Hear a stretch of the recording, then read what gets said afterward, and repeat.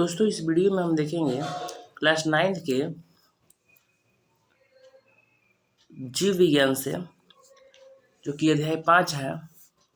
यदि आप NCERT book देखिएगा ना तो उसमें अध्याय 5 देगा, और यदि एक प्राइवेट बुक देखिएगा, वो जैसे भारतीय भवन हो गया, स्टूडेंट फ्रेंड हो गया, आलोक पब्लिकेशन का हो गया, तो इस सब में अध्याय एक ही है। ये कोशिका देगा, सेल, और उसमें इसका पाठ है। इस पाठ का नाम दिया है एनसीईआरटी में कि जीवन की मौलिक इकाई। अध्याय 5 है ये। यदि आप 9th क्लास के स्टूडेंट हैं तो इसको अच्छा से देखिए, और नहीं तो आप किसी कंपटीशन की तैयारी कर रहे हैं तो भी आप इस वीडियो को शुरू से कर अंत तक देखिए, क्योंकि सभी कॉम्पिटिटिव एग्जाम में भी कोशिका से क्वेश्चन आता है। तो सबसे पहले हम क्या करेंगे कि इसमें जो मुख्य बातें हैं उसको देखेंगे, और उसके बाद में फिर जो ऑब्जेक्टिव है उसको देखेंगे। तो कह रहा है कि कोशिका जीवन की संरचनात्मक इकाई है, मूलभूत संरचनात्मक इकाई है। कोशिका के चारों ओर प्लाज्मा झिल्ली होता है। ये झिल्लियाँ लिपिड तथा प्रोटीन की बनी होती है। तो यहाँ से एक प्रश्न निकल गया, कोशिका के चारों ओर क्या होता है? तो प्लाज्मा झिल्ली, प्लाज्मा दिया है लेकिन प्लाज्मा झिल्ली, और प्लाज्मा झिल्ली किसकी बनी होती है? तो प्रोटीन तथा लिपिड का। अगला है कि कोशिका झिल्ली कोशिका का सक्रिय भाग है। यह पदार्थों की गति को कोशिका के भीतरी तथा बाहरी वातावरण से नियमित करती है, मतलब कि लेन देन करती है। अर्धपारगम्य झिल्ली होती है यह। कह रहे आगे कि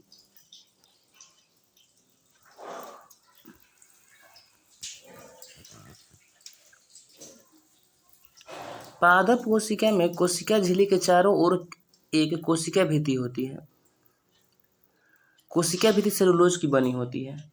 देखिएगा यहाँ क्लियर कर दिया है, जो पादप कोशिका होगा ना उसके चारों तरफ जो रहेगा ना उसको कोशिका भित्ति कहेंगे, और जो जंतु कोशिका रहेगा ना उसके चारों तरफ जो मतलब रहेगा ना झिल्ली, उसको कोशिका झिल्ली कहेंगे। कोशिका झिल्ली और कोशिका भित्ति में अंतर यहाँ समझ लीजिए। पादप कोशिका में होगा तो कोशिका भित्ति, और जंतु में होगा, जंतु कोशिका में तो कोशिका झिल्ली। कोशिका झिल्ली सेलुलोज की बनी होती है, और कोशिका भित्ति सेलुलोज की बनी होती है। कोशिका झिल्ली प्रोटीन तथा लिपिड की बनी होती है। आगे कह रहे हैं कि पादप की कोशिकाओं में स्थित कोशिका भित्ति फंजाई तथा बैक्टीरिया को अल्परासायनिक दाबी घोल माध्यम से में बिना फटे जीवित रहने देता है।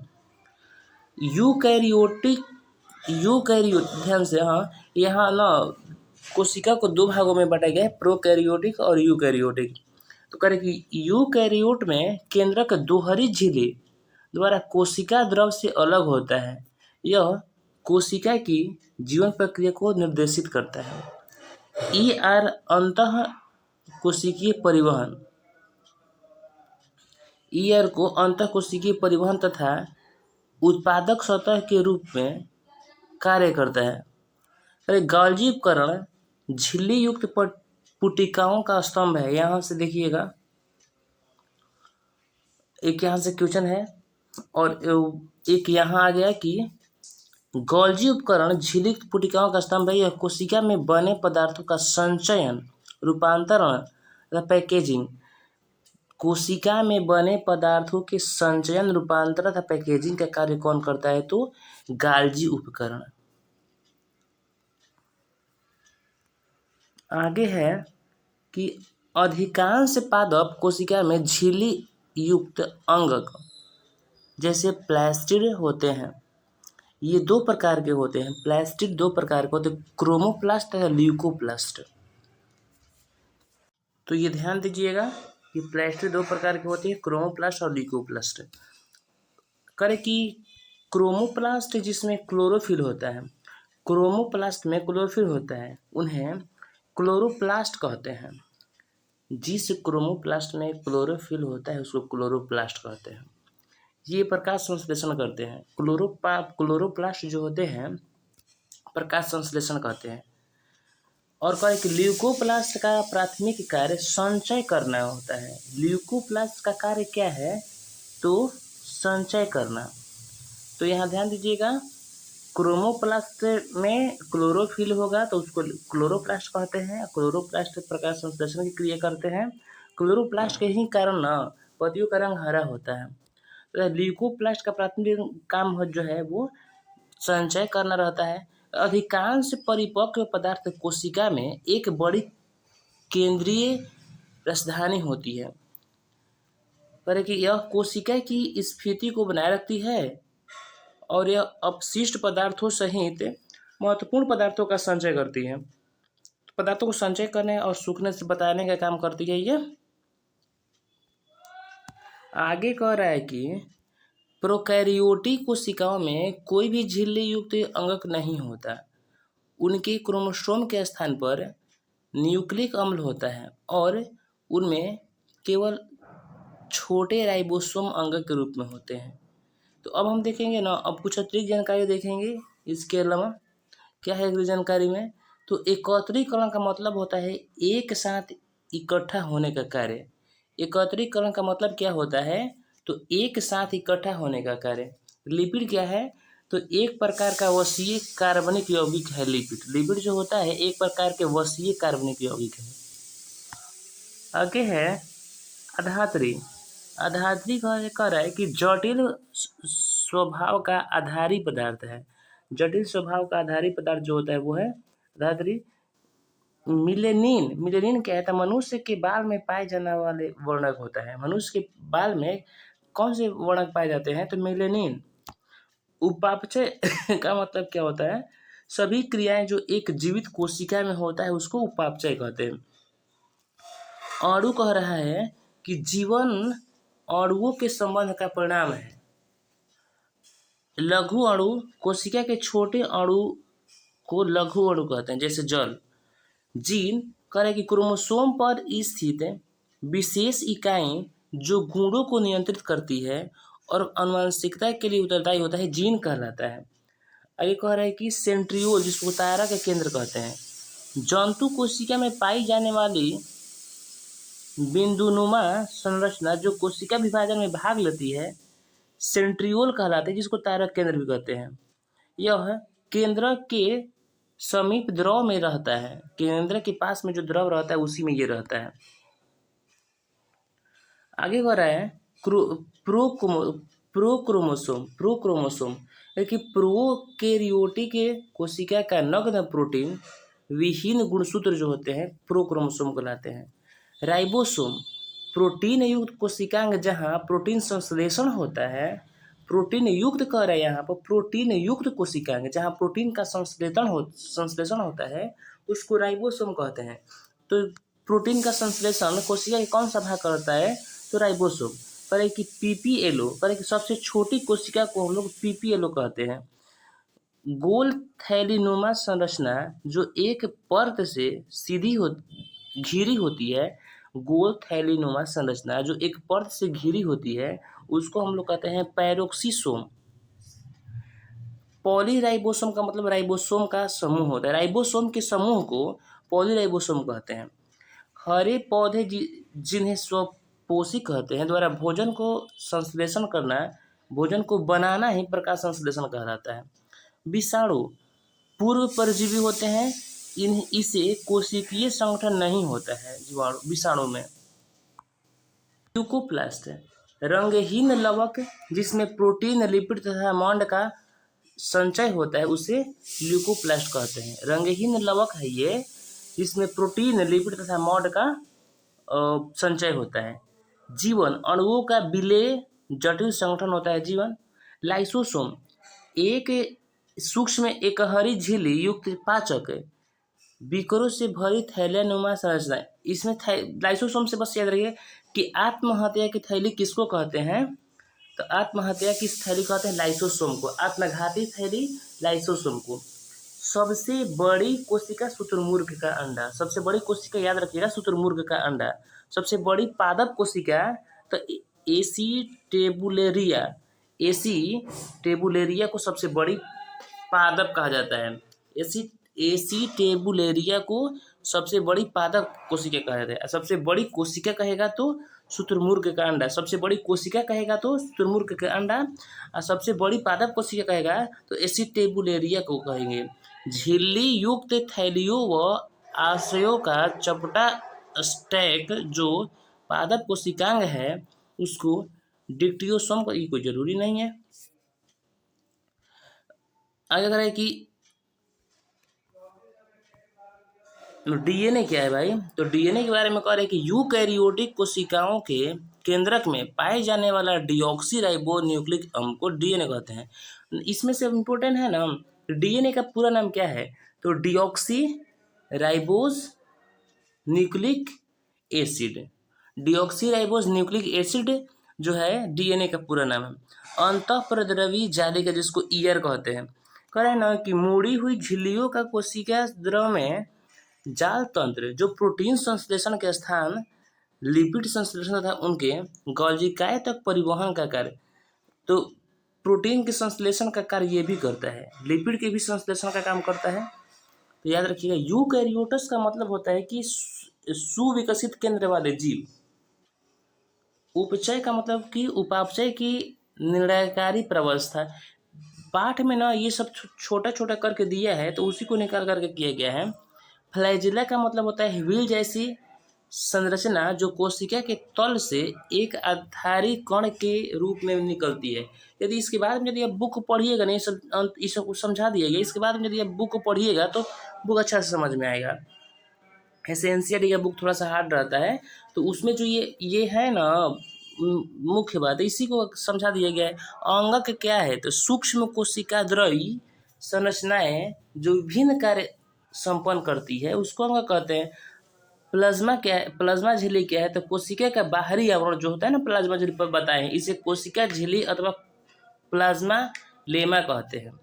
जीव द्रव क्या होता है, तो कोशिका का जीवित पदार्थ जीव द्रव कहलाता है। कोशिका का जीवित पदार्थ जीव द्रव कहलाता है। आरएनए क्या है, तो ribose nucleic acid. Ribose nucleic acid जो मुख्यतः है, इसका आरएनए का पूरा नाम राइबोज न्यूक्लिक एसिड। ये जो है ना मुख्यतः क्या भाई न्यूक्लियोप्रोटीन्स के एक सूत्र का बना होता है तथा अनुवांशिक सूचना के कोशिका में, बस याद रखिएगा कि आरएनए का पूरा नाम क्या है, तो राइबोज न्यूक्लिक एसिड। एटीपी ऊर्जा संपन्न पदार्थ जो कोशिका के माइटोकॉन्ड्रिया में, हाँ माइटोकॉन्ड्रिया, ये क्लियर हुआ कि एटीपी कहाँ पाया जाता है, तो माइटोकॉन्ड्रिया में होता है। ऊर्जा संपन्न पदार्थ को जो कोशिका के माइटोकॉन्ड्रिया में, एटीपी का निर्माण कहाँ से होता है, तो माइटोकॉन्ड्रिया से। याद रखिएगा ये बातें। आगे कह रहा है कि आधार कण सेंट्रियोल्स जिससे सिलिया या फ्लैजिला का उद्भव होता है उसको आधार कण कोई नहीं। जीवाणु जो होता है प्रोकैरियोटिक जीव जिनमें सत्य केंद्रक नहीं पाया जाता उसको जीवाणु कहते हैं। सेंट्रोमियर कह रहा है कि सिस्टर क्रोमेटिक्स के जुड़ने का स्थान तथा बिंदु, कोई जरूरी नहीं। क्रोमेटिक गुणसूत्रों के दो समान लंबवत आधों में से एक जो होगा क्रोमेटिक, कोई नहीं। कोशिका गुणसूत्र क्या कह रहा है कि कोशिका के केंद्रक में पाए जाने वाले धागेनुमा संरचना गुणसूत्र, ठीक है, इसको देख लीजिएगा। कोशिका के केंद्रक में जो धागेनुमा संरचना पाया जाता है उसको हम लोग ना गुणसूत्र कहते हैं। कोशिका के तल के आधार से उद्भव हुआ बाल जैसा जो संरचना होता है उसको सिलिया कहते हैं। कृष्ण माइटोकॉन्ड्रिया के आंतरिक कोई नहीं, अवर्णित बंद कोई नहीं। अब हम लोग चलते हैं ऑब्जेक्टिव क्वेश्चन पर। पहला ऑब्जेक्टिव है कि सेल, कोशिका जिसको कहते हैं हिंदी में, कोशिका नाम किस जीव वैज्ञानिक ने सर्वप्रथम दिया था। सेल शब्द जो है, सेल कोशिका नाम किस जीव वैज्ञानिक ने सर्वप्रथम दिया था। फ्लेमिंग, लीवेनहॉक, रॉबर्ट हुक कि ब्राउन। तो इसका राइट आंसर हो जाएगा आप लोगों को रॉबर्ट हुक 1665 ईस्वी में। 1665 ईस्वी में सेल के बारे में बताए थे सर्वप्रथम रॉबर्ट हुक ने। अगला कि निम्नलिखित में से किसे कोशिका का ऊर्जा गृह कहते हैं। ऊर्जा गृह कहेगा तो माइटोकॉन्ड्रिया को ऊर्जा गृह कहते हैं। कोशिका का ऐसे ना इसको पावर हाउस भी कह देगा कहीं कहीं कि कोशिका के पावर हाउस किसको कहा जाएगा, तो माइटोकॉन्ड्रिया को। कह रहे पादप कोशिका भित्ति किसकी बनी होती है? पादप कोशिका भित्ति किसकी बनी होती है? तो प्रोटीन की। पादप कोशिका भित्ति किसकी बनी होती है? तो प्रोटीन की। अगला है कि पौधे में हरा रंग किसके कारण होता है? तो पौधा में हरा रंग जो होता है ना, हरित लवक के कारण, जिसको क्रोमोप्लास्ट सॉरी क्लोरोप्लास्ट कहते हैं। क्लोरोप्लास्ट, इंग्लिश में क्लोरोप्लास्ट कहेंगे, हरित लवक कहेंगे हिंदी में। आगे कह रहा है कि कोशिका पादप कोशिकाएं कौन सी क्रिया द्वारा जल ग्रहण करती है? तो फंसिएगा मत, विसरण और परासरण दोनों दिया है, तो इसमें हम ना आंसर करेंगे परासरण द्वारा। ये परासरण आंसर होगा इसका। अगला क्वेश्चन है कि केंद्र के अंदर कौन सी पदार्थ उपस्थित रहती है? उपस्थित कहेगा तो केंद्र के अंदर कौन सी पदार्थ उपस्थित रहता है? तो इसका राइट आंसर हो जाएगा प्रोटीन। दो ऑप्शन नीचे है, तो प्रोटीन इसका राइट आंसर हो जाएगा। तो वो यहाँ है, तो उससे हमको क्या मतलब, जब हमको आंसर ऊपर ही मिल गया। तो अगला क्वेश्चन है कि क्रोमोसोम किसका बना होता है? क्रोमोसोम जो होता है किसका बना होता है? तो प्रोटीन का बना होता है। क्रोमोसोम प्रोटीन का बना होता है। अगला है कि ल्यूकोप्लास्ट का मुख्य कार्य क्या है? ल्यूकोप्लास्ट का कार्य कहेगा तो वो हो जाएगा संचय करना।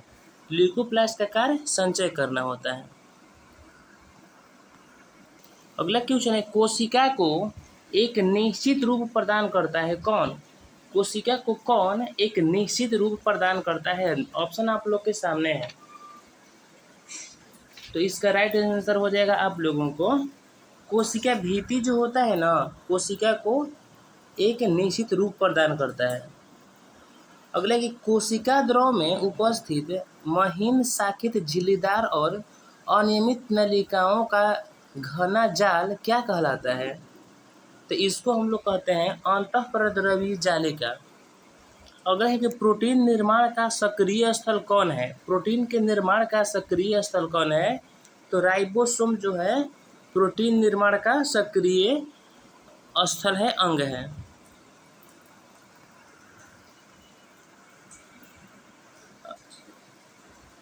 अगला क्वेश्चन है कि कौन सा कोशिकांग केवल पादप कोशिका में पाया जाता है? पादप कोशिकाओं में कौन पाया जाता है?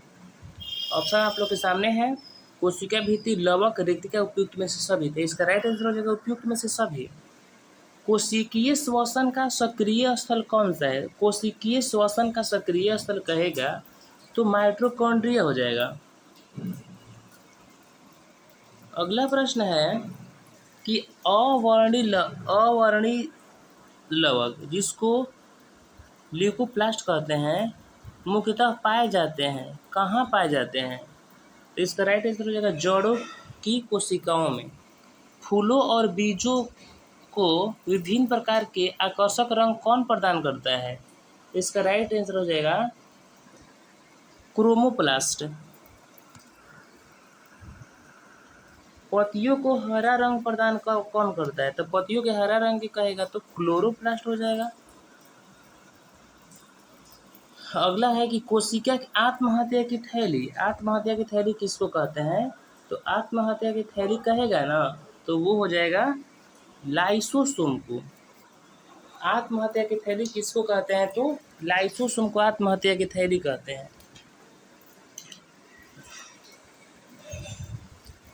अगला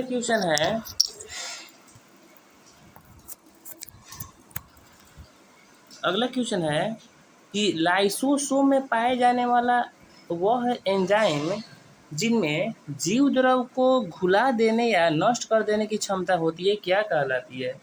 जीव द्रव को घुला देने की या नष्ट करने की जो क्षमता होती है उसको क्या कहते हैं हम? तो उसको हम लोग कहेंगे लाइसोसोम। सॉरी, ये तो 17 का न हो गया, 18 का रहा है कि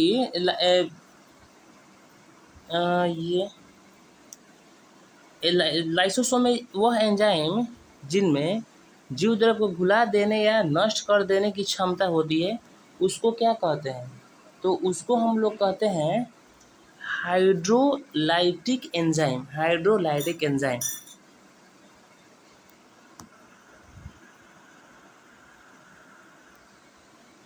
80% से अधिक सेल कोशिकाओं में पाए जाने वाला पदार्थ क्या होता है? देखिए बीपीएससी में आया हुआ एक क्वेश्चन है। 80% से अधिक सेल सेल यानी कोशिकाओं में पाए जाने वाला पदार्थ क्या है? तो वो है जल। निम्नलिखित में से कौन सा कोशिका अंगक मुख्य रूप से पाचक एंजाइमों के संग्राहकार की तरह कार्य, मतलब संग्राहक मतलब संचय कह सकते हैं हम, संचय के लिए। तो इसका राइट आंसर हो जाएगा आप लोगों को संग्राहकार। संग्राहकार का मतलब नहीं, यहाँ पाचक एंजाइम कह रहा है ना, तो पाचक एंजाइम कहेगा तो लाइसोसोम को कह देंगे। पाचक एंजाइम कहेगा तो लाइसोसोम। अगला कार्य है कि किसी की उपस्थिति के कारण किसी पादप कोशिका और पशु कोशिका में अंतर पाया जाता है। तो अंतर की बात कहेगा ना तो हम लोग कह देंगे कोशिका भीति। बताए हैं स्टार्टिंग में कि जो कोशिका झिल्ली होता है, कोशिका झिल्ली होता है पादप में, और अरे यार, पादप में कोशिका भीति होता है तथा जीव में कोशिका झिल्ली होता है। जीव के जो कोशिका होगा ना तो उसमें कोशिका झिल्ली होगा, और जो पादप की कोशिका होगा ना उसमें कोशिका भीति होगा। गालजिकाए का प्रमुख कार्य क्या है? गालजिकाए का प्रमुख कार्य क्या है? तो ये हो जाएगा आप लोगों को श्रवण करना है। गालजिकाए का प्रमुख कार्य है। कोशिका का रसोई घर किसको कहते हैं? कोशिका के रसोई घर जो है ना, क्लोरोप्लास्ट को कहते हैं। कोशिका के रसोई घर क्लोरोप्लास्ट को कहते हैं। खाना बनाने वाला, रसोई घर में खाना बनता है ना, तो इसलिए खाना बनाने वाला कौन है? तो क्लोरोप्लास्ट है ना। देखिए बीपीएससी में सब क्वेश्चन देखिए यहाँ दे दिया है कि कब मैंने कितना इम्पोर्टेंट है। अगर कि निम्नलिखित में से कौन सा कार्य चिकने अंतःप्रद्रवी जालिका द्वारा संपन्न नहीं होता है? नहीं होने की बात कह रहा है ना, तो प्रोटीन का संश्लेषण नहीं होता है।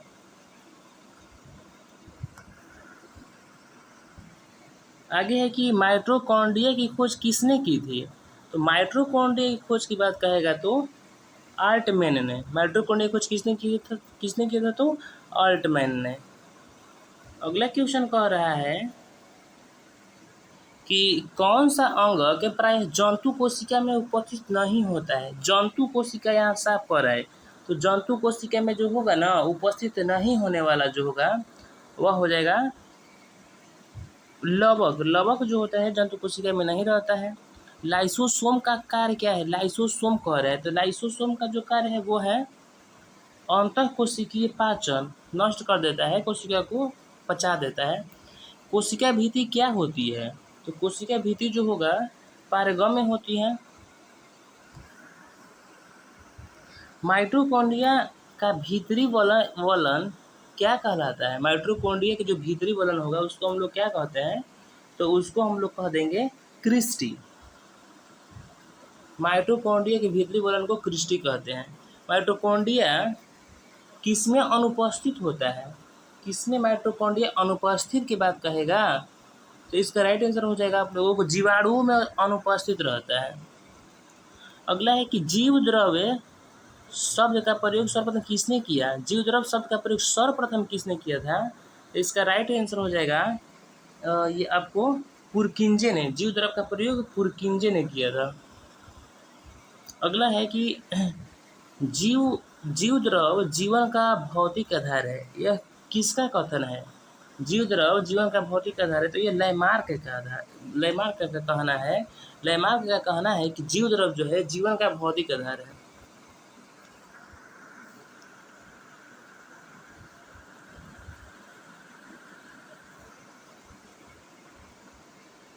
डीएनए के द्विहेलिक्स प्रारूप को पहली बार किसने प्रस्तावित किया था?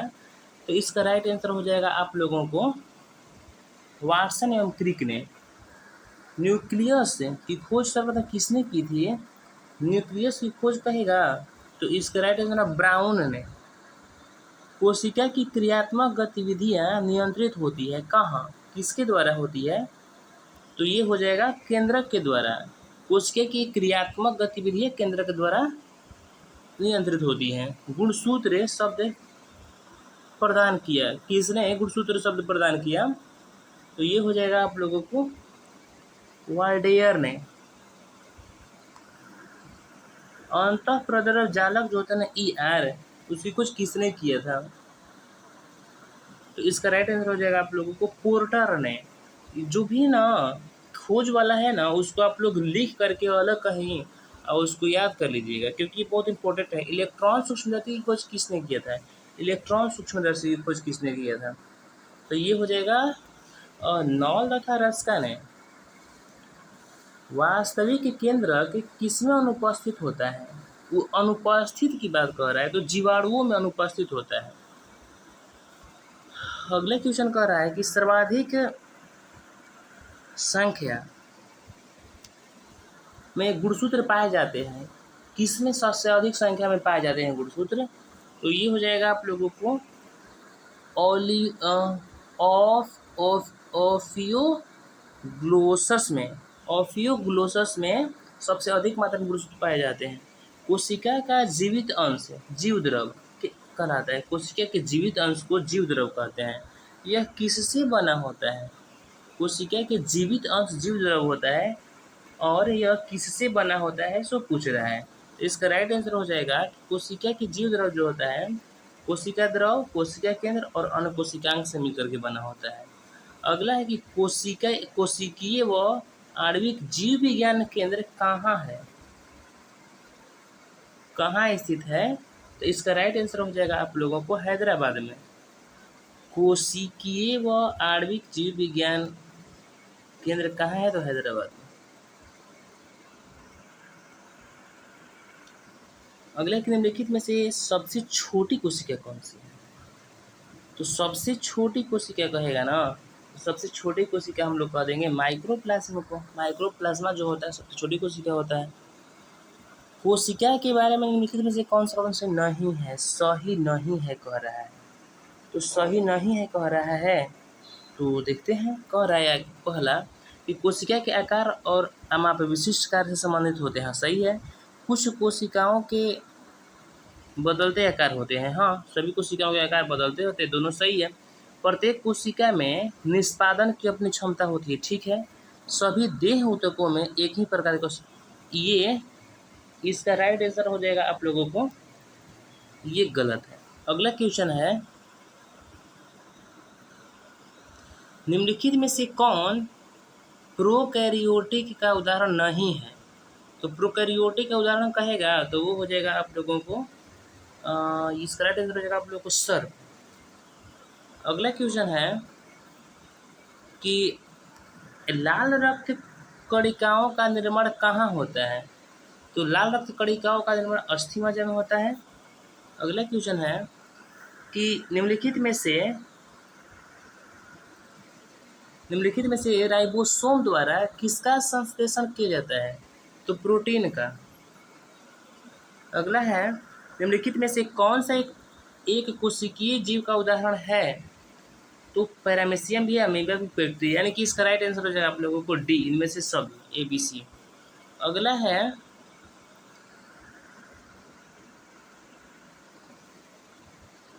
कौन सी रचना जंतु कोशिका को वनस्पति कोशिका से विभेदित करती है? यानी कि जंतु कोशिका और वनस्पति कोशिका दोनों को अलग अलग करने का है तो काम करता है। तो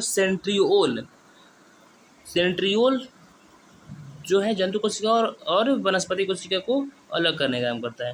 और आज का लास्ट क्वेश्चन है, कोशिका में राइबोसोम की अनुपस्थिति में कौन सा कार्य संपादित नहीं होता है? राइबोसोम की अनुपस्थिति में, तो राइबोसोम का कार्य है प्रोटीन का संश्लेषण करना है। तो राइबोसोम नहीं रहेगा तो प्रोटीन का संश्लेषण नहीं होगा, तो इसका राइट आंसर हो जाएगा आप लोगों को C। तो ये रहा मेरा 50 क्वेश्चन। यदि आप लोगों को वीडियो अच्छा लगे तो लाइक करें, चैनल को सब्सक्राइब करें, ताकि समय समय पर आप लोगों को वीडियो मिलता रहे। धन्यवाद।